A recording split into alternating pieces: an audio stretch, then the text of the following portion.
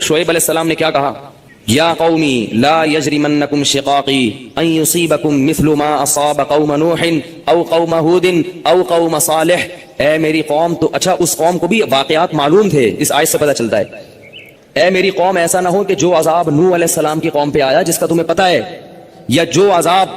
قوم ہود پر آیا، یا جو عذاب قوم صالح پر آیا، ایسا نہ ہو کہ وہی تم پر بھی آ جائے.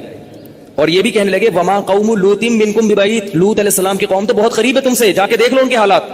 وہ تو ابھی ماضی کا قریب کا قصہ ہے. وَيَا قَوْمِ لَا يَجْرِمَنْ وَيَا قَوْمِ اسْتَغْفِرُوا رَبَّكُمْ ثُمَّ تُوبُوا إِلَيْهِ. اے میری قوم اعتراضات چھوڑ دو، استغفروا ربکم، رب سے توبہ استغفار کرو. دیکھو وہ لوگ استغفار کا مطلب سمجھتے تھے، ہم لوگ استغفار کا مطلب نہیں سمجھتے. جب شعیب علیہ السلام نے کہا استغفار کرو تو ایسا تو ان کے لیے تو بڑا آسان تھا، ایک تسبیح استغفار کی صبح پڑھ لیتے، ایک تسبیح شام کو پڑھ لیتے. تو اتنی سی بات ہے تو ہمیں تو نماز میں ویسے کوئی اعتراض نہیں، تو استغفار کی ایک تسبیح پہ کیا اعتراض ہوگا؟ وہ سمجھتے تھے کہ استغفار کا مطلب ہے گناہ سے توبہ، جو ڈنڈی مار رہے ہیں یہ چھوڑیں اور پھر اللہ سے توبہ کریں. یہ والی توبہ آج کل مارکیٹ سے کیا چل رہی ہے؟ بہت سی چیزیں مارکیٹ میں شارٹ ہو گئی ہیں بھائی. لوگ چینی کو روتے ہیں، یہ شارٹ ہو گئی، وہ شارٹ ہو گئی، وہ بھائی بہت ساری چیزیں شارٹ ہوئی ہوئی ہیں. تو یہ والی توبہ آج کل مارکیٹ سے کیا چل رہی ہے؟ شارٹ چل رہی ہے. استغفار استغفر اللہ، ڈرامہ دیکھ کے بھی استغفار ہو رہا ہے، ہائے ہائے کیسا ہو گیا، کیسی ہیروئن ہے، توبہ توبہ، ٹھیک ہے نا، کیسا ہیرو ہے، اتنا گندا گانا، توبہ توبہ استغفر اللہ. تو یہ استغفار چل رہا ہے آج کل. تو استغفار کا مطلب وہ لوگ بولو بھائی سمجھ. وہ کچھ لوگ بیٹھے ہوئے تھے نا، ایک بس میں جا رہے تھے، سب ایک بس میں جا رہے تھے، ذرا دیندار تھے وہ، تو سب نے تہیہ کیا بھائی اگر کوئی لڑکی خاتون واتون نظر آ گئے نا تو استغفار پڑھنا بھائی، ٹھیک ہے نا، کیا کرنا ہے تاکہ نظریں نیچی کر لیں، توبہ استغفار. تو جیسے ہی ایک نے پڑھا نا استغفار استغفر اللہ، تو سب نے کہا کہاں ہے کہاں ہے سب نے کیا کہا، وہ لاشعوری طور پر نکل گیا نا کہ چلو استغفار کریں گے لیکن دیکھ تو لیں. بولے بتا یار کہاں ہے کہاں، تو لاشعوری طور پر ہوتا ہے تو آواز دفعہ. تو شعیب علیہ السلام نے کیا کہا؟ استغفروا ربکم ثم توبوا الیہ ان ربی قریب مجیب ان ربی رحیم ودود. ایک جگہ فرمایا رحیم بھی ہے اور بہت محبت کرنے والا ہے. ودود محبت کی سپرلیٹو ڈگری ہے، بہت محبت کرے گا تم سے، بہت زیادہ محبت، اتنی محبت کہ اس کے لیے تم نے گناہ چھوڑ دیا بھائی، بہت محبت کرے گا. تو ظاہر ہے اللہ جب محبت کرتا ہے تو ہماری طرح نہیں ہے کہ بہت محبت ہے بس ہے. تو بھئی یہ پیسے تو اتنی محبت ہے تو ٹھیک ہے نا. آپ کو کوئی دوست پریشانی میں آئے آپ کے پاس، بہت پریشان تھا، اس کو پیسوں کی ضرورت تھی، وہ آپ اس سے کہہ رہے یار مجھے تمہیں، آپ کو پتہ نہیں تھا کہ ابھی یہ پیسے بھی مانگ لے گا مجھ سے، کہہ رہے یار مجھے تم سے بہت محبت ہے، ایکچولی میں بتا نہیں سکتا بہت محبت ہے. وہ بڑا خوش ہو گیا بھائی اب تو ٹھیک ہے بھائی. تو کہہ رہے یار مجھے نا 100 روپے کی ضرورت ہے. اب آپ کہہ رہے یار یہ کیسے موقع پہ میں نے اظہار کر دیا محبت کا، ٹھیک ہے. تو ہم لوگوں کی محبت کیسی ہوتی ہے؟ ایسی ہوتی ہے. اگر ہمیں پہلے سے پتا ہوتا پیسے مانگتا ہے تو ہم کیا کہتے ہیں؟ یہی محبت کچھ نہیں ہوتا. مفتی صاحب نے بیان کیا تھا لویریا پر، وہ جا کے سن لینا، پھر ایسا کہیں گے ہم. تو اللہ جب کہہ رہا ہے نا کہ استغفار کرو گے تو میں کیا کروں گا؟ ودود، بے پناہ محبت کروں گا، بے پناہ محبت. اس کا مطلب ہے کہ پھر اللہ نوازے گا، بہت بہت نوازے گا، رزق کی فراوانی کر دے گا، رزق کے دروازے کھول دے گا، دل میں سکون ڈال دے گا. اگر پریشانی بھی آئے گی تو درجات کو بلند کرنے کے لیے، جیسے یعقوب علیہ السلام پر پریشانی آئی، جیسے یوسف علیہ السلام پر پریشانی آئی تاکہ مصر کا بادشاہ بنا دوں، پھر وہ پریشان کرنے کے لیے پریشان نہیں کرے گا، وہ پریشان کرے گا خوشی دینے کے لیے. اس پہ اللہ نے کیا فرمایا کہ جو کفر کرے گا تو وہ خود ہی جہنم میں جائے گا. قرآن کی عادت ہے جب بھی جہنم کا تذکرہ اللہ تعالیٰ کرتے ہیں، برے لوگوں کے لیے جہنم کی وعید سناتے ہیں، تو نیک لوگوں کے لیے جنت کی خوشخبریاں بھی بیان کرتے ہیں.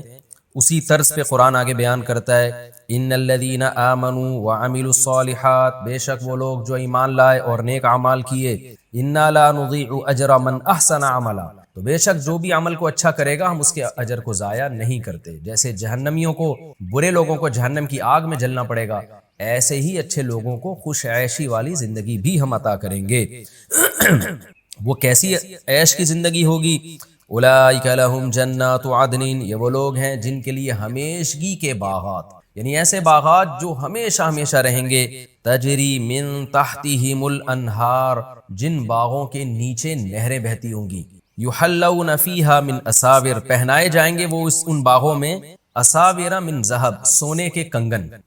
قرآن و سنت سے یہ مضمون بہت اچھی طرح سے ثابت ہے کہ جنتی مرد بھی زیور پہنیں گے اور سونے کے اور چاندی کے کنگن ہوں گے اور زیور ہوگا اس پہ بعض لوگ اشکال کرتے ہیں کہ مرد پہ زیور اچھا نہیں لگتا، تو دنیا کے حکام کچھ اور ہیں، آخرت کے حکام کچھ اور ہیں۔ آج بھی دنیا میں کچھ لوگ زیور پہنتے ہیں، مرد ہو کے پہنتے ہیں، تو اللہ نے دنیا میں حرام قرار دیا اس عمل کو دو وجہ سے، یا تو اس لیے کہ عورتوں سے مشابہت ہے اس میں، یا اس لیے کہ یہ تعیش ہے، تو زینت مرد عورت کے لیے، مرد کے لیے نہیں ہے۔ لیکن جنت کے اصول اور وہاں کے ضابطے الگ ہیں، اس لیے اللہ تعالیٰ نے وہاں کے لیے زیور بھی رکھے۔ ہو سکتا ہے وہاں کا ماحول ایسا ہو اور وہاں اتنی خوبصورتی ہو کہ وہ زیور کی وجہ سے اس میں اور زیادہ اس میں اضافہ ہو رہا ہو،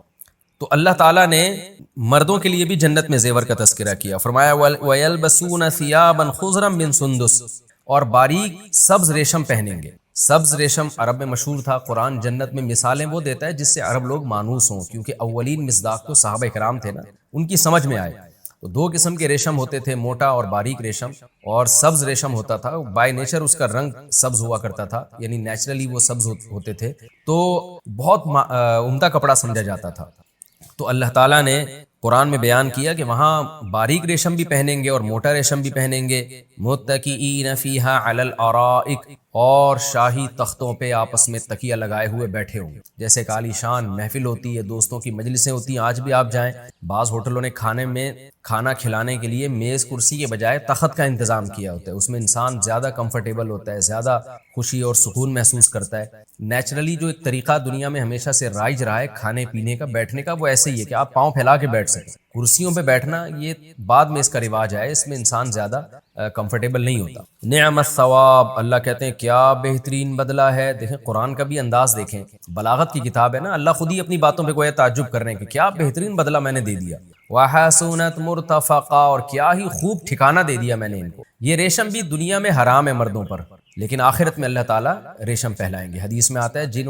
جن مردوں نے دنیا میں سونا اور ریشم استعمال کیا، تو حدیث کا مفہوم ہے آخرت میں ان پر یہ چیزیں حرام ہوں، یعنی آخرت میں وہ جنت میں نہیں جائیں گے۔ تو یہ ہمارا رکوع کمپلیٹ ہوا۔ اس رکوع میں چند اہم پوائنٹ ہیں، وہ میں بیان کر کے اگلے رکوع کی طرف چلتا ہوں۔ ایک تو اس رکوع میں ہمیں انشاءاللہ کے لفظ کی اہمیت کا پتہ چلا، وَلَا تَقُولَنَّ لِشَيْءٍ إِنِّي فَاعِلٌ ذَلِكَ غَدًا، اور حقیقت میں انشاءاللہ کے لفظ کی اہمیت کا نہیں بلکہ تکبر کی برائی کا پتہ چلا ہے کہ کبر کتنی بڑی نحوست ہے، کہ اللہ چاہتے ہیں کہ میری طرف چیزوں کی نسبت کیا کرو، تو بڑے بڑے دعوے کرنا اس کی برائی معلوم ہوتی ہے۔ تو آج بعض اسکالرز کیسے بڑے بڑے دعوے کر رہے ہوتے ہیں، ہر چیز میں میں نے یہ کیا۔ ہمیں یاد ہے جب ہم پڑھتے ہیں نا اور مدرسوں میں، اور پھر جب تحقیقی میدان میں آتے ہیں، تو ہمارے ہاں اس کو بڑا معیوب سمجھا جاتا ہے کہ میری تحقیق ہے، یعنی اس تکبر کے ساتھ دعویٰ کرنا۔ اس میں طریقہ یہ ہوتا ہے کہ یہ ہم نے کچھ تحقیق جمع کی ہے، تو اس میں ایک ٹوٹی پھوٹی سی تحقیق ہے یہ، تو بڑے حضرات کو دکھایا جاتا ہے کہ اس میں کوئی بھی سقم ہو، کوئی بھی اس میں خرابی ہو تو ہمیں اس پر مطلع کیا جائے۔ مطلب ہے کہ لب و لہجہ انسان کا ایسا ہونا چاہیے کہ ہر جگہ ایسا نہ ہو کہ جیسے یہ کائنات میں ایک پہلا شخص پیدا ہوا ہے جو تحقیق کر رہا ہے، اس سے پہلے تو 1400 سال سے لوگ علماء اور فقہا اور محدثین، ان کو تو کچھ پتہ ہی نہیں تھا۔ تو اس طرح سے آج بہت سارے اسکالرز اس طرح پیدا ہو رہے ہیں علم میں، اور کمال کی بات یہ کہ علم کی ہوا بھی نہیں لگی ان کو، چند اردو کتابیں پڑھ کے وہ اپنے آپ کو محقق سمجھنے لگتے ہیں۔ تو اللہ تو موسیٰ علیہ السلام کو سمجھا رہا ہے کہ آپ یہ نہیں کہہ سکتے کہ میں سب سے بڑا عالم ہوں۔ سید الانبیاء کو اللہ تعالیٰ بتا رہے ہیں، سمجھا رہے ہیں، تربیت کر رہے ہیں، اور آپ دیکھیں کہ آج علم نہیں ہے اور کیسے بڑے بڑے دعوے ہوتے ہیں، میری رائے ہے یہ، میری رائے ہے یہ۔ آپ کی رائے کیسے ہو گئی بھیا؟ آپ سے بڑے بڑے علامے آج بھی موجود ہیں اور ہمیشہ سے گزرے ہیں، آپ ان کی رائے پیش کر دیں کہ ان کی رائے یہ ہے اور کہ مجھے ایسا لگتا ہے کہ ان کی رائے زیادہ ٹھیک ہے۔ تو بڑے دعوے کرنا یہ اللہ کو پسند نہیں ہے۔ دوسری بات اس میں جیسے میں نے بتایا تھا کرامت کا برحق ہونا، کہ اہل اللہ سے کرامتوں کا صدور ہوتا ہے اور کرامت کی نسبت اللہ کی طرف کی جائے گی کہ اللہ کرتا ہے۔ تیسری چیز، نبی صلی اللہ علیہ وسلم کو حکم دیا گیا کہ آپ غربا اور مساکین کے ساتھ اپنا وقت گزاریں۔ تو آج بھی جو بھی مشہور لوگ ہوتے ہیں، بڑے لوگ ہوتے ہیں، جن کو اللہ نے علم زیادہ دیا ہے، شہرت دی ہے، ان کی یہ ذمہ داری ہے کہ وہ کچھ وقت مساکین اور غربا کے ساتھ گزاریں، کیونکہ جس کے پاس علم ہوتا ہے، شہرت ہوتی ہے، دولت ہوتی ہے، یہ تمام چیزیں انسان کو بگاڑنے کا بہت بڑا ذریعہ بنتی ہیں۔ تو ان کے بگاڑ سے بچنے کے لیے جو سائیڈ ایفیکٹ ہے نا، ان نعمتوں کے جو سائیڈ ایفیکٹ ہیں، ان سے بچنے کے لیے یہ ضروری ہے کہ آپ اپنے وقت کا کچھ حصہ مساکین اور غربا کے ساتھ گزاریں، کمزور لوگوں کے ساتھ گزاریں، تاکہ آپ میں تکبر پیدا نہ ہو۔ حدیث میں آتا ہے کہ جب نبی صلی اللہ علیہ وسلم مدینہ ہجرت کر کے گئے تو اصحاب صفہ میں عبداللہ بن مسعود اور دیگر مسکین صحابہ تھے، تو آپ صلی اللہ علیہ وسلم ان کے پاس جاتے تھے، بیٹھتے تھے اور کہتے تھے تم وہ مبارک لوگ ہو جن کے ساتھ بیٹھنے کا اللہ نے مجھے حکم دیا، اور یہ آیت آپ پڑھتے کہ تم وہ مبارک لوگ ہو۔ تو آج بھی جو بعض حضرات کا یہ طرز عمل ہے کہ غریبوں کو کوئی لفٹ ہی نہیں ہے اور سارے سیٹھوں سے ہی تعلقات ہوتے ہیں، تو یہ بہت غلط حرکت ہے، اس سے اجتناب ضروری ہے، اس آیت سے بھی پتہ چلتا ہے۔ اور چوتھی علمی نقطے کی بات ہمیں پتہ چلتی ہے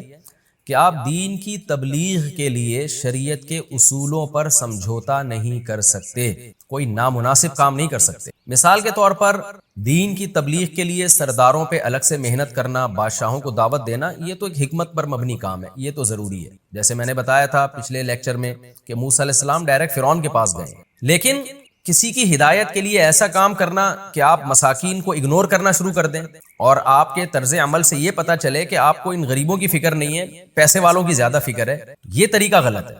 تو مصلحت اس حد تک جہاں تک شریعت نے اجازت دی ہے، جہاں شریعت نے اجازت نہیں دی وہاں پھر یہ کہنا کہ اگر میں نے یہ کام نہ کیا تو یہ امیر تو بیچارے جہنم میں چلے جائیں گے، تو کوئی بات نہیں، جائیں جہنم میں، ہم اپنے اصولوں کو نہیں توڑ سکتے۔ اس کی مثال میں بار بار دیتا ہوں نا کہ اگر کوئی شرابی شراب سے بچنا چاہتا ہے لیکن وہ شرط لگا دے کہ 2 گھونٹ آپ ایک دفعہ میرے ساتھ پی لو یہ شراب، تو میں وعدہ کرتا ہوں کہ میں توبہ کر لوں گا، تو اس کو جہنم کی آگ سے بچانے کے لیے آپ کو یہ اجازت نہیں ہے کہ آپ 2 گھونٹ پی لیں، نہ نہ نہ، بھائی ہم ایک قطرہ نہیں پیئیں گے، آپ نے بچنا ہے بچو، نہیں تو جاؤ جہنم میں، ہمیں فمن شاء فلیؤمن ومن شاء فلیکفر، یہی اس آیت کا مطلب ہے کہ ہم اصولوں پہ سمجھوتا نہیں کریں گے، پھر جتنے لوگ ایمان لے آئیں ٹھیک ہے، نہیں لائیں تو نہ لائیں، تو پھر ان کی وہ خود جائیں جہنم میں۔ تو یہ اصول بھی ہمیں اس آیت سے پتہ چلتا ہے۔ اور آخر میں جو اللہ نے جنت کی نعمتیں بیان کی، اللہ تعالی ہمیں ان نعمتوں کا مستحق بنائے۔ اب میں اگلے رکوع کی طرف چلتا ہوں، سورہ کہف کا رکوع نمبر 5 اور 16ویں پارے کا رکوع نمبر 17، 15ویں پارے کا رکوع نمبر 17 میں شروع کروں گا حسب معمول، مختصر لفظی ترجمہ، مختصر گرامر کے ساتھ، پھر انشاءاللہ اس کی تفسیر۔ میں چاہتا ہوں وقت کے اندر اندر یہ رکوع میں سمیٹ دوں۔ وَاضْرِبْ لَهُم مَثَلَ الرَّجُلَيْنِ، آپ بیان کیجیے ان کے لیے ایک مثال، رجلین 2 آدمیوں کی، جعلنا لأحدہما جنتین، بنایا ہم نے ان دونوں میں سے ایک کے لیے 2 باغ، من اعناب، انگوروں کے، وحففناہما، حفا کا معنی ہوتا ہے ڈھانپ لینا، حفا یحفو تو ڈھانپ لینا، حففناہما ہم نے ان دونوں باغوں کو ڈھانپ لیا تھا، بنخل کھجور کے درختوں سے، وجعلنا بینہما اور بنایا تھا ان باغوں کے درمیان، زرعا کھیتی بھی، کلتا الجنتین دونوں باغ، آتت دیتے تھے، اکولہا، اکل ثمر کو کہتے ہیں، پھل کو کہتے ہیں، اپنا پھل دیتے تھے، ولم تظلم اور نہ کمی کرتے تھے، ظلم یظلم ظلمن کا معنی کمی کرنا بھی ہوتا ہے، اور کمی نہیں کرتے تھے، منہ اس پھل میں شیئن ذرا بھی، یعنی پورا پورا پھل دیتے تھے، وفجرنا اور جاری کر دی تھی ہم نے، خلالہما ان دونوں باغوں کے بیچ میں، نہر بھی جاری کر دی تھی، یعنی پانی کا بھی انتظام تھا، نہرا، وکان لہ ثمر اور تھا اس شخص کے لیے جس کو ہم نے باغ دیا تھا نا، اس کے لیے ثمر بھی تھا، ثمر کا مطلب ثمر اضافی چیزوں کو کہتے ہیں، یعنی اضافی اس کے پاس دولت بھی تھی، پیسہ بھی تھا۔ اس کی 2 تفسیریں کی گئی ہیں، ایک تو یہ کی گئی ہے کہ باغ میں اضافی پھل بھی تھا، اور یہ بھی کی گئی ہے کہ اس شخص کے پاس الگ سے کاروبار بھی تھا، دولت بھی تھی۔ فقال لصاحبہ اس شخص نے اپنے دوست سے کہا، ساتھی سے کہا، وہو یحاورہ اس حال میں کہ وہ اس سے محاورہ کر رہا تھا، سرگوشی گپ شپ کر رہا تھا، حاورہ یحاور محاورتن کا معنی گپ شپ لگانا، جو آپ گپ شپ کرتے ہوئے باتیں کر رہے ہوتے ہیں نا، وہو یحاورہ وہ اس سے گپ شپ لگا رہا تھا، اور گپ شپ کے دوران اس نے کہا، انا اکثر منک مالا میں تجھ سے زیادہ ہوں مال کے اعتبار سے، واعز نفرا اور نفر کے اعتبار سے بھی تجھ سے زیادہ عزت والا ہوں، اعز کا مطلب زیادہ پاورفل ہوں، یعنی میرے افراد بھی زیادہ، ملازمین وغیرہ اولاد وغیرہ وہ بھی زیادہ، اور مال بھی زیادہ۔ وَدَخَلَ جَنَّتَهُ اور اپنے باغ میں داخل ہوا، وَهُوَ ظَالِمٌ لِنَفْسِهِ اپنی جان پر ظلم کرتے ہوئے، کیا کہنے لگا، قَالَ کہنے لگا، مَا أَظُنُّ میں کبھی نہیں گمان کرتا، أَن تَبِيدَ هَذِهِ کہ یہ باغ کبھی فنا ہوگا، بعد یبیدو کا معنی فنا ہونا، ابدا کبھی بھی، یہ کبھی بھی باغ ختم نہیں ہو سکتا، وَمَا أَظُنُّ السَّاعَةَ قَائِمَةً اور میں گمان نہیں کرتا کہ قیامت بھی قائمتاً کبھی آئے گی، وَلَئِن رُدِدتُّ إِلَىٰ رَبِّي اور اگر بالفرض رُدِدتُّ مجھے رد کر دیا گیا، لوٹا بھی دیا گیا اپنے رب کی طرف، لَأَجِدَنَّ خَيْرًا مِنْهَا میں پاؤں گا، منہا اس باغ سے بھی اچھا باغ، منقلبہ لوٹنے کے اعتبار سے، یعنی میں جس جگہ لوٹ کے جاؤں گا آخرت میں تو اس لوٹنے کے اعتبار سے اس سے بھی زیادہ اچھی جگہ مجھے وہاں ملے گی۔ قال له صاحبہ تو اس کے دوست نے اس سے کہا، وہو یحاورہ اور وہ بھی گپ شپ کر رہا تھا، گپ شپ کے دوران، بات چیت کے دوران کہا اس نے، اکفرت بالذی کیا تو انکار کرتا ہے اس ذات کا، الذی وہ ذات، خلقک من تراب جس نے تجھے مٹی سے بنایا،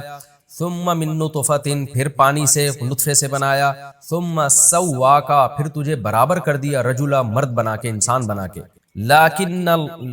هو اللہ ربی، لیکن وہ اللہ میرا رب ہے، ولا اشرک بربی احدا، میں اپنے رب کے ساتھ کسی کو شریک نہیں کرتا،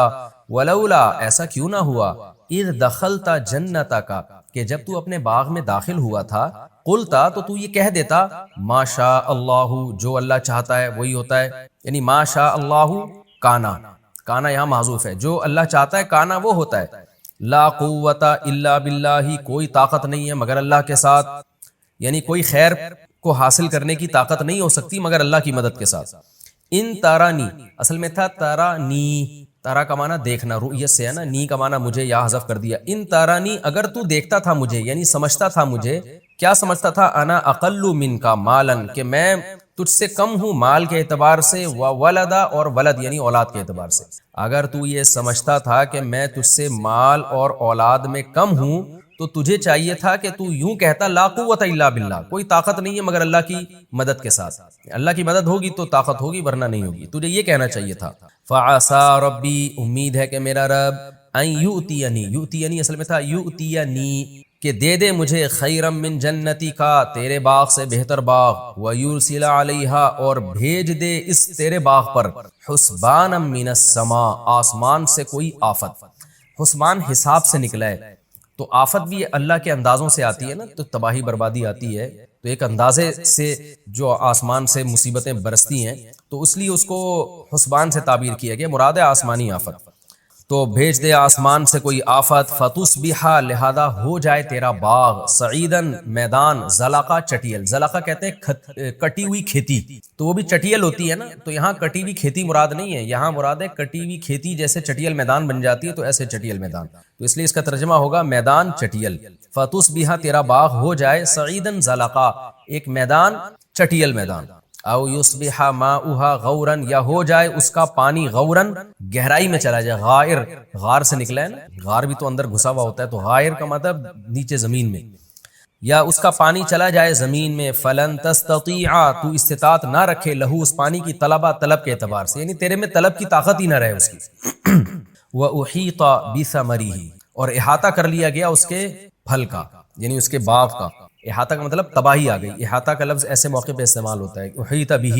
وہ ہلاک کر دیا گیا، احیط بثمرہ، گھیر لیا گیا اس کے ثمر کو، یعنی اس کے باغ کو، یعنی تباہ کر دیا گیا، فاصبح، وہ شخص ہو گیا، یقلب کفیہ، اپنے دونوں ہاتھوں کو پلٹتا ہوا، یہ کنایا ہوتا ہے افسوس سے، جب ہم افسوس کرتے ہیں نا تو ایسے اپنے دونوں ہاتھ کو یوں کر کے پلٹ رہے ہوتے ہیں، تو جیسے کچھ بھی ہاتھ نہیں آیا، تو وہ شخص جس کا باغ تھا وہ ہو گیا اپنے دونوں ہاتھوں کو، اپنی کف کو، ہتھیلیوں کو، اپنے دونوں کف کو، کف کہتے ہیں یہ جو ہاتھ ہے نا اس کو، دونوں ہاتھوں کو پلٹتا ہوا، کس بات پر افسوس کر رہا تھا، علی ما انفق فیہا، اس پیسے پر جو اس نے اس باغ پہ خرچ کیا تھا، وہی خاویۃ علی عروشہا، اور وہ اپنی چھتوں کے بل جو ہے وہ باغ گرا ہوا تھا، اس کو کہتے ہیں عربی میں ٹھٹھیاں، وہ جو نہیں ہوتی اوپر باغ کے اوپر جو بیلیں چڑھائی ہوئی ہوتی ہیں چھاؤں کے لیے، تو اس کو عرش سے تعبیر کیا گیا ہے، تو عروش اس کی جمع ہے، تو اپنی یعنی اوندھے منہ پڑا ہوا تھا وہ باغ، خاویۃ علی عروشہا، ویقول یا لیتنی، اور وہ باغ کا مالک کہنے لگا، ہائے کاش، لم اشرک بربی احدا، کاش میں اپنے رب کے ساتھ کسی کو شریک نہ کرتا، ولم تکن لہ فئۃ، اور کوئی نہیں ہوا اس کے لیے کوئی ایسی جماعت، فئہ جماعت کو کہتے ہیں، ینصرونہ من دون اللہ، جو اس کی مدد کرتا اللہ کے علاوہ، یعنی اللہ سے اس کی مدد کرتا، وما کان منتصرا، اور نہ خود وہ انتصار کر سکا، انتصار مدد کرنا، اور نہ وہ خود اپنا مددگار بن سکا۔ یہ جی مختصر لفظی ترجمہ ہو گیا مختصر گرامر کے ساتھ۔ اب ہم انشاءاللہ اس رکوع یعنی رکوع نمبر 5 اور 17، 15ویں پارے کا رکوع نمبر 17 اور سورہ کہف کا رکوع نمبر 5 انشاءاللہ میں اس کی تفسیر پیش کروں گا۔ آپ کو معلوم ہے پچھلے رکوع میں اللہ نے اصحاب کہف کا واقعہ سنایا کہ جنہوں نے اللہ کی خاطر قربانی دی اور اللہ پہ اعتماد اور توکل کیا، تو ناکامیوں کے نقشوں میں بھی اللہ نے ان کو کامیاب کیا۔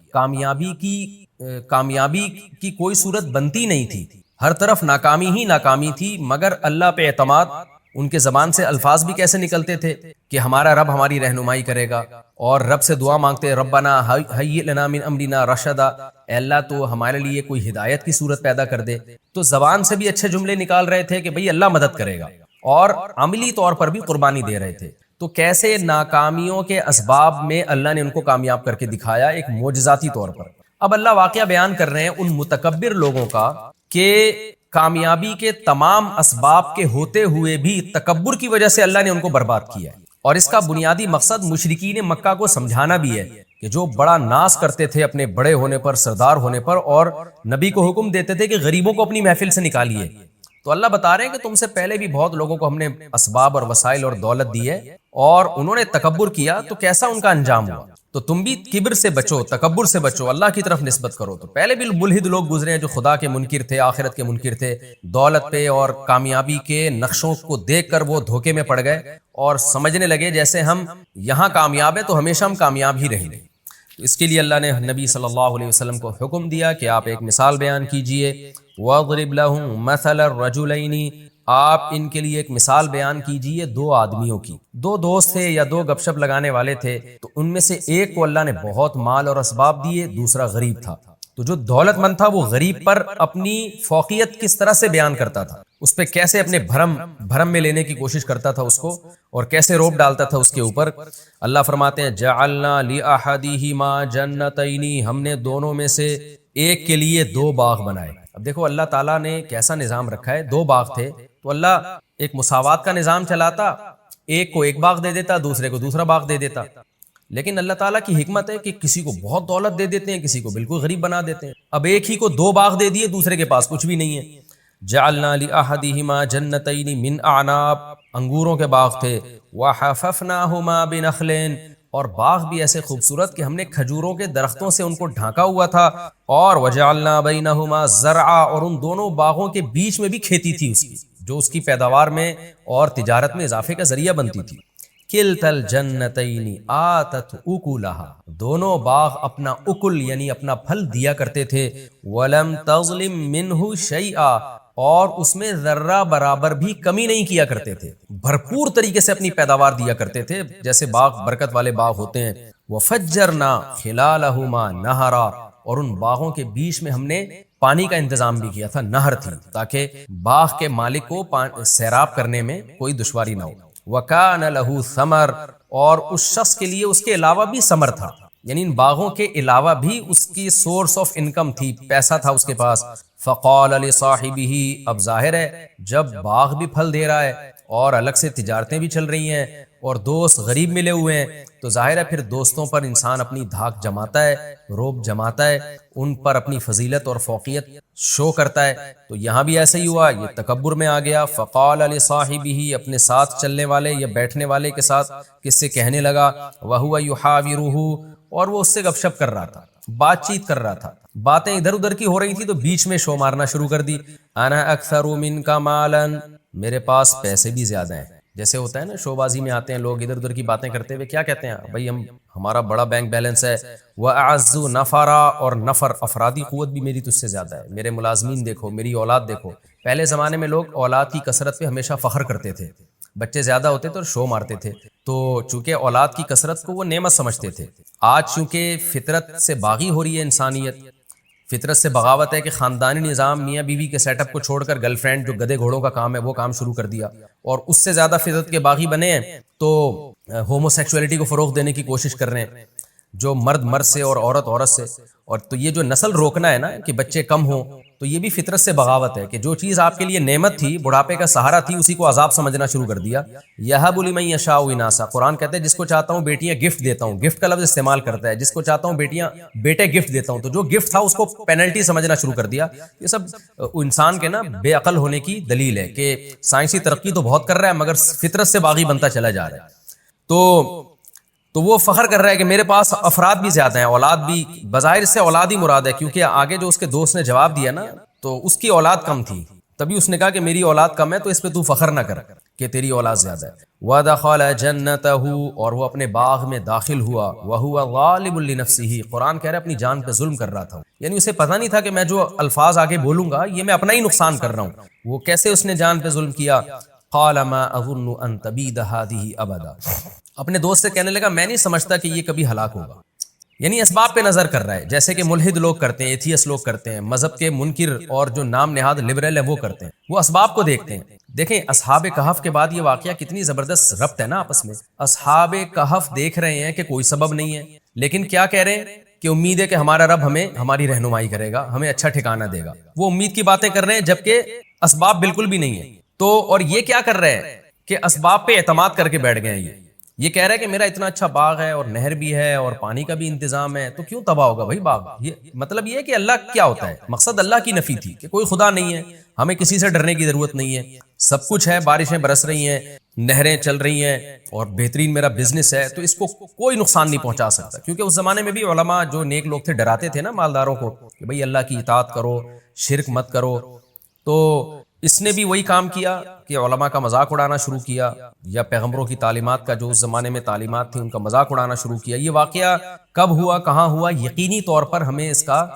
کسی تاریخی کتاب سے یقینی ثبوت نہیں ملتا۔ البتہ کچھ آثار ملتے ہیں، حضرت مفتی تقی عثمانی صاحب نے بھی اپنے سفر نامے میں ذکر کیا، لیکن انہوں نے بھی اس کا تذکرہ کیا کہ یقینی نہیں ہے یہ۔ تو جب یقینی نہیں ہے تو ہم کیوں اس میں رائے پیش کریں؟ بس ہمیں یہ پتہ ہے کہ رسول اللہ صلی اللہ علیہ وسلم کے دنیا میں آنے سے پہلے پچھلی امتوں میں یہ واقعہ ہوا ہے،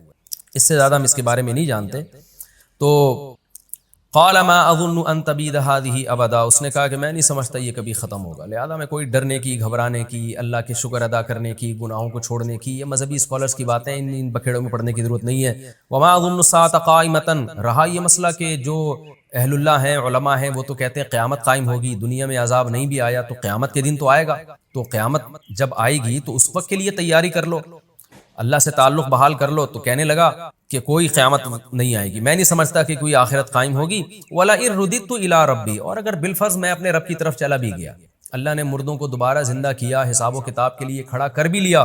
تو یہ مولوی لوگ جہنم میں جائیں گے، مجھے وہاں بھی جنت ملے گی۔ جیسے کہ آج کہہ رہے ہوتے ہیں نا جو علماء سے بغض رکھنے والے لوگ ہیں کہ آخرت بھی انگریزوں کے لیے، کیونکہ وہ ایک نمبر ہوتے ہیں، وہ دیندار ہوتے ہیں، انہوں نے دنیا میں اتنی ترقی کی تو آخرت بھی انہی کے لیے اگر ہوئی، مسلمان آخرت میں بھی جہنم میں جائیں گے، ان کی حرکتیں دیکھو۔ اس طرح بھی بعض لبرل لوگوں کی سوچ ہے کہ بالفرض اگر آخرت قائم ہوئی تو ہم وہاں بھی پٹیں گے، تو ایسا نہیں ہے بھائی، آپ اللہ پہ ایمان لانے والوں کو اور نہ لانے والوں کو ایک جیسا کیسے سمجھ سکتے ہیں؟ تو اس کا بھی یہی خیال تھا، یہ اس زمانے کا ملحد تھا، ایتھیس تھا، تو کہنے لگا اگر بالفرض میں اپنے رب کے پاس گیا بھی، لَأَجِدَنَّ خَيْرًا مِّنْهَا، تو اس سے بہتر باغ میں وہاں پاؤں گا، منقلبہ، لوٹنے کے اعتبار سے۔ مطلب یہ کہ میری قابلیت اور اتنا کچھ میں نے اسٹرگل کی، ایمانداری کے ساتھ محنت کر کے میں یہاں تک پہنچا ہوں، تو اس کا مطلب میں ایک اچھا انسان ہوں۔ تو اگر بالفرض قیامت قائم ہو بھی گئی تو جیسے مجھے یہاں بہت کچھ ملا ہے میری محنت کی وجہ سے، تو وہاں بھی لازمی ملے گا مجھے، تو اس لیے اس کے لیے مجھے نماز روزے کی اور توحید کی اور ان سب بکھیڑے میں پڑھنے کی ضرورت نہیں ہے۔ لیکن اس کا جو دوست تھا، غریب تھا، وہ مسلمان تھا، اس نے کیا کہا؟ قال له صاحبہ،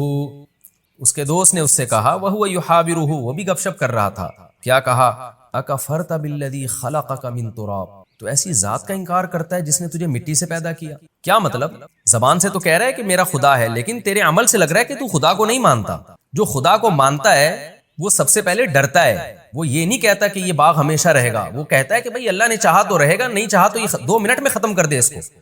تو اصل طاقت اور قدرت تو اللہ کی ہے، تو اس خدا کا انکار کر رہا ہے جس کی یہ طاقت ہے کہ اس نے تمہیں مٹی سے بنایا، پھر پانی کے قطرے سے بنایا۔ تو جو پانی کے قطرے سے انسان بنا سکتا ہے، اتنا پاورفل، اتنا طاقتور، وہ چاہے تو تیرے باغ کو 2 منٹ میں ختم کر سکتا ہے، تو ایسے بے فکر ہو کے کیسے بیٹھ گیا؟ جیسے کہ آج ملحد اور ایتھیس لوگ بیٹھ جاتے ہیں کہ کچھ نہیں ہونے والا، یعنی یہ اللہ کیا ہوتا ہے بھائی؟ سب کچھ اسباب سے ہے، تو بھی اسباب کو دیکھ کر دھوکے میں آ رہا ہے، تو تجھے کیا ہو گیا؟ اکفرت بالذی خلقک من تراب ثم من نطفہ ثم سواک رجلا، پھر اس نے تجھے مرد بنا دیا، انسان بنا کے ماں کے پیٹ سے باہر نکال لیا، جس کی یہ طاقت اور قدرت ہے، اور تو کہہ رہا ہے قیامت بھی قائم نہیں ہوگی، تو یہ بھی تو خدا کا منکر ہے، کیونکہ تو خدا کی طاقت کا انکار کر رہا ہے۔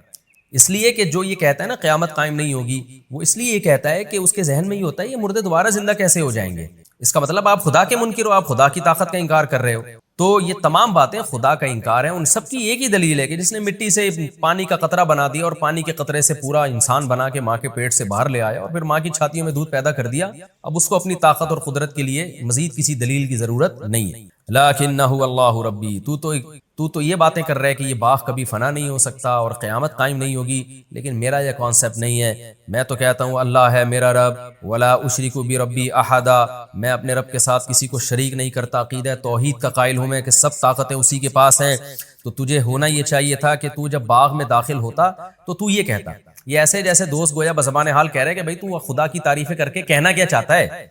تو جو کہہ رہا ہے اللہ میرا رب ہے اور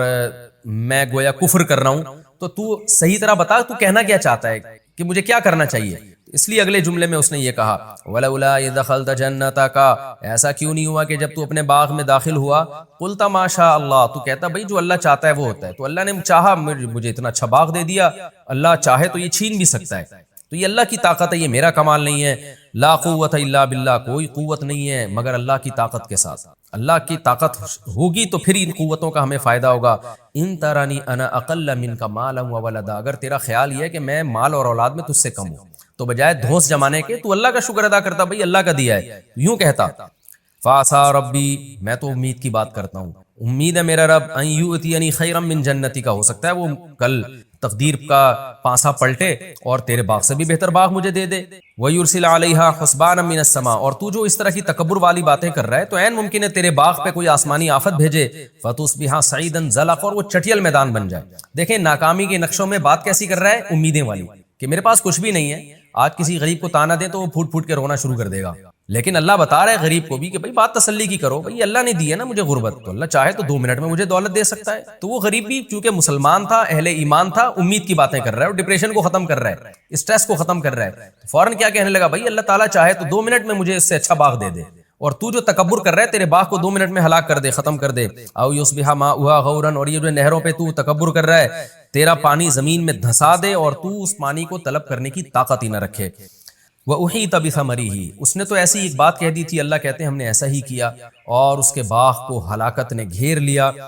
فَأَصْبَحَ يُقَلِّبُ كَفَّيْهِ عَلَى مَا أَنفَقَ فِيهَا، جو کچھ باغ میں اس نے انویسٹ کیا تھا اس پر کف افسوس ملنے لگا، اور وَهِيَ خَاوِيَةٌ عَلَى عُرُوشِهَا، کوئی رات میں آسمانی آفت آئی ہے، صبح اٹھا تو سارا باغ الٹا پڑا ہوا تھا۔ وَيَقُولُ يَا لَيْتَنِي، اور کہنے لگا ہائے کاش، لَمْ أُشْرِكْ بِرَبِّي أَحَدًا، میں اپنے رب کے ساتھ کسی کو شریک نہ کرتا۔ کیا مطلب، خالص توحید کا قائل ہوتا، خالص توحید یہی ہے کہ ہر چیز اللہ کی طرف مفوض کی جائے۔ وَلَمْ تَكُنْ لَهُ فِئَةٌ يَنْصُرُونَهُ مِنْ دُونِ اللَّهِ، اللہ فرماتے ہیں اس کی کوئی ایسی جماعت نہ بنی جو اس کی اللہ کے عذاب سے مدد کر لیتی، تو بڑا ناز تھا نا کہ میرے اولاد بھی زیادہ اور میرے پاس افرادی قوت بھی زیادہ۔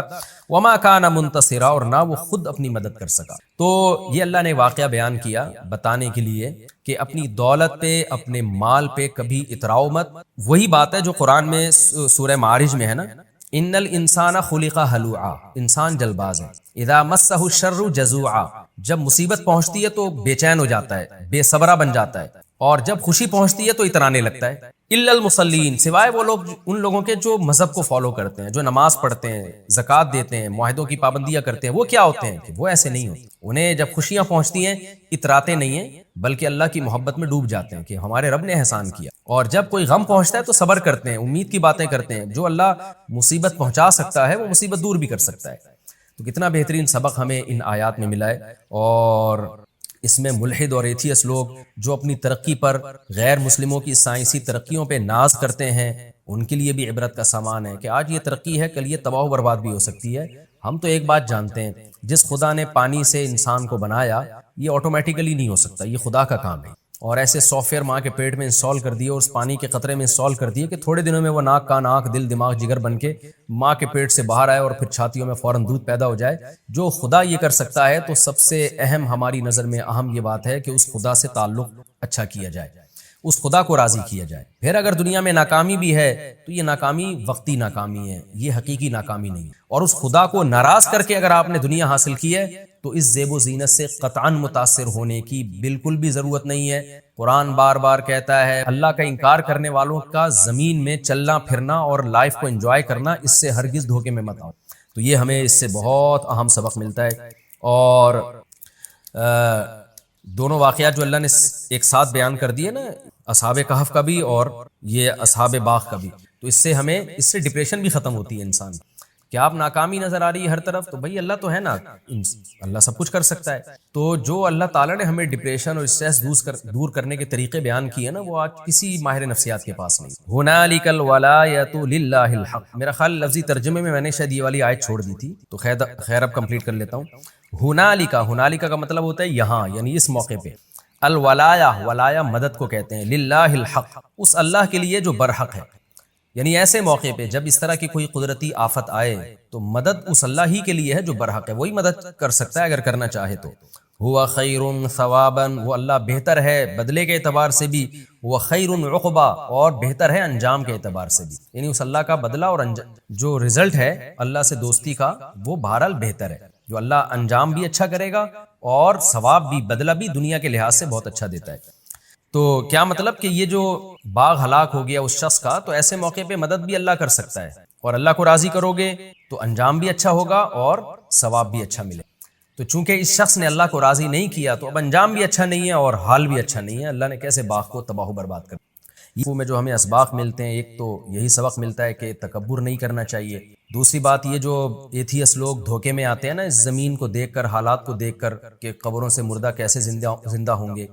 حقیقت میں ایک بہت بڑی بھول ان سے ہو رہی ہوتی ہے۔ اکفرت بالذی خلقک من تراب، جب بھی کوئی ایتھیس ایسی باتیں کیا کرے نا ملحد لوگ کہ یہ سب مذہبی باتیں غلط ہیں، کوئی فرشتے نہیں ہیں، کوئی پیغمبر نہیں ہے، کوئی دوبارہ موت کے بعد زندگی نہیں ہے، تو فوراً یہ کہا کریں اکفرت بالذی خلقک من تراب، کہ جس خدا نے آپ کو مٹی سے بنایا، پھر پانی کے قطرے سے بنا دیا، پھر انسان بنا کے ماں کے پیٹ سے باہر نکال لیا، یہ کتنی بڑی قدرت ہے۔ یہ عمل تو چونکہ ہم صبح شام دیکھ رہے ہیں نا، اس لیے ہمارے لیے یہ ہم اس کے یوز ٹو ہو چکے ہیں، اور یہ ہمیں اچھمبے کی چیز نہیں لگتی، ورنہ اسی کو ساری زندگی انسان غور کرتا رہے نا تو عقل میں نہ آئے یہ بات، یہ خدا کا کام ہے یہ۔ تو ایسے اس کے بعد بھی یہ کہنا کہ مردے دوبارہ زندہ نہیں کر سکتا وہ خدا، اور حساب و کتاب نہیں لے سکتا، یہ خدا کا انکار ہے۔ تو یہ آیت بہت موٹیویٹ کرتی ہے انسان کو، اکفرت بالذی خلقک من تراب ثم من نطفہ۔ باقی اس رکوع سے یہ جو ہمیں پتہ چلتا ہے کہ اس شخص نے جب اس کا باغ تباہ و برباد ہو گیا تو کف افسوس ملنے لگا اور کہنے لگا کہ کاش میں اپنے رب کے ساتھ کسی کو شریک نہ کرتا۔ تو کیا اس سے ہم یہ سمجھیں کہ اس نے اسلام قبول کر لیا، عقیدہ توحید کو مان لیا، یا ہم یہ سمجھیں کہ نہیں وہ کفر پر ہی مرا؟ تو ہمیں قرآن و سنت میں اس بارے میں کچھ نہیں ملتا۔ البتہ کسی کے صرف یہ الفاظ کہ اس کو یہ افسوس ہوا کہ میں نے ایسے الفاظ کیوں کہے، یہ توبہ کی علامت نہیں ہوتی، اس لیے کہ بعض دفعہ برے عمل پہ انسان کو ندامت تو ہوتی ہے مگر وہ توبہ نہیں کرتا، تو جبکہ گناہ کی معافی کے لیے باقاعدہ توبہ کرنا ضروری ہے، یعنی انسان توبہ کرے کہ میں اب آئندہ سے عقیدہ توحید کا قائل ہوں گا، اور آئندہ سے میں یہ سمجھوں گا کہ جو مجھے مال اور اسباب ملے وہ اللہ نے دیے ہیں، اور پھر اپنے عمل کو درست کر لے وہ۔ تو جب تک یہ چیز نہیں ہوتی اس وقت تک توبہ قبول نہیں ہوتی انسان کی، کیونکہ بعض دفعہ کافر، قرآن تو کہہ رہا ہے نا وَجَاهَدُوا بِهَا وَاسْتَيْقَنَتْهَا أَنفُسُهُمْ، فرعون کو پتا تھا موسیٰ علیہ السلام اللہ کے سچے نبی ہیں، لیکن اسلام میں داخل نہیں ہوا پراپر طریقے سے۔ تو کسی غیر مسلم کا اپنے آپ کو غلط سمجھنا یہ کافی نہیں ہے۔ مثال کے طور پر کوئی ہندو یہ سمجھتا ہے کہ بت پرستی غلط ہے، تو اس سے وہ مسلمان نہیں ہو جائے گا، مشرک ہی کہلائے گا، جب تک کہ عملی طور پر اس بت پرستی کو چھوڑ نہیں دیتا، اعلان برات نہیں کر دیتا وہ۔ تو یہاں بھی ایسا ہی ہے کہ اب ہمیں نہیں پتا اس نے توبہ کی یا نہیں کی، کر لی تو اللہ معاف کر دے گا اس کو آخرت میں، اور چاہیں گے تو اللہ دوبارہ دنیا میں بھی باغ دے سکتے ہیں، چاہیں تو نہیں دیں، وہ پھر اللہ کی مرضی ہے۔ لیکن ہمیں یہ بہرحال پتہ چلتا ہے کہ پہلے زمانے کے کافر لوگوں کو بھی بہرحال احساس ہو جایا کرتا تھا، جب باغ تباہ ہو گیا نا تو اس کو احساس ہوا کہ میں نے غلط کیا۔ لیکن آج لوگوں کے دل اتنے سخت ہو چکے ہیں کہ آسمانی آفتیں اور عذاب دیکھ کر بھی عبرت حاصل نہیں ہوتی، اور اپنی غلطیوں پر ندامت کے لیے بھی تیار نہیں ہوتے۔ یہ بھی ایک بہت اہم بات ہے، اس سے بھی ہمیں ڈرنا چاہیے۔ تو ہمارا یہ رکوع الحمدللہ کمپلیٹ ہوا۔ اب اگلا ایپیسوڈ جو میرا شروع ہوگا وہ انشاءاللہ 2023 کے رمضان کے بعد ہوگا۔ رمضان میں ہم ناغہ کریں گے، کیونکہ رمضان میں میری مصروفیت بھی بہت زیادہ ہوتی ہے، پھر ہمارے چینل پہ لوڈ بھی بہت زیادہ ہوتا ہے، تراویح کے بعد روزانہ بیان ہوتا ہے 1-1.5 گھنٹے کا، وہ بھی اپلوڈ ہوگا۔ تو شروع کے 4-5 دن تو ناغہ ہوگا، اس میں 5-6 دن، اس کے بعد انشاءاللہ پھر ہم لائیو وہ اپلوڈ کریں گے جو تراویح کے بعد کا خلاصہ ہے۔ میں سفر کی وجہ سے 4-5 دن اس میں ناغہ کروں گا، لیکن اس کے بعد پھر انشاءاللہ ہم ڈیلی اس کو اپلوڈ کریں گے تراویح کے بعد کے لیکچرز۔ تو تفسیر کا لیکچر جو ہے اب جو 2023 کا جو رمضان اب شروع ہونے والے اگلے ہفتے میں، تو اب جو شوال جو رمضان کے بعد جو پہلا پیر آئے گا اس سے انشاءاللہ ہم تفسیر کے لیکچر کا دوبارہ آغاز کریں گے۔ اس وقت تک کے لیے تفسیر کے لیکچر میں آپ کو ناغہ کرنا پڑے گا، لیکن کنٹینیو رہیے گا آپ رمضان کے بعد، اور اس کو شیئر آپ لازمی کریں لوگوں کے ساتھ جو اب تک جو لیکچر ہو چکے ہیں شیئر بھی کریں، بلکہ لوگوں کو پڑھائے بھی. میں بار بار آپ کو کہتا ہوں کہ ان لیکچرز کو آپ نے صرف سننا نہیں ہے، سیکھنا ہے، اور آگے آپ نے اسی طرز پہ لوگوں کو پڑھانا ہے آپ نے. تو انشاءاللہ ہم 2023 کے رمضان کے بعد آپ سے دوبارہ ملتے ہیں. سورہ کہف کے رکوع نمبر 6 اور 15ویں پارے کا رکوع نمبر 18 انشاءاللہ میں اگلے ایپیسوڈ سے اسٹارٹ کروں گا رمضان کے بعد. اللہ تعالی ہمیں سمجھنے کی، عمل کرنے کی توفیق عطا فرمائے. وما علینا الا البلاغ.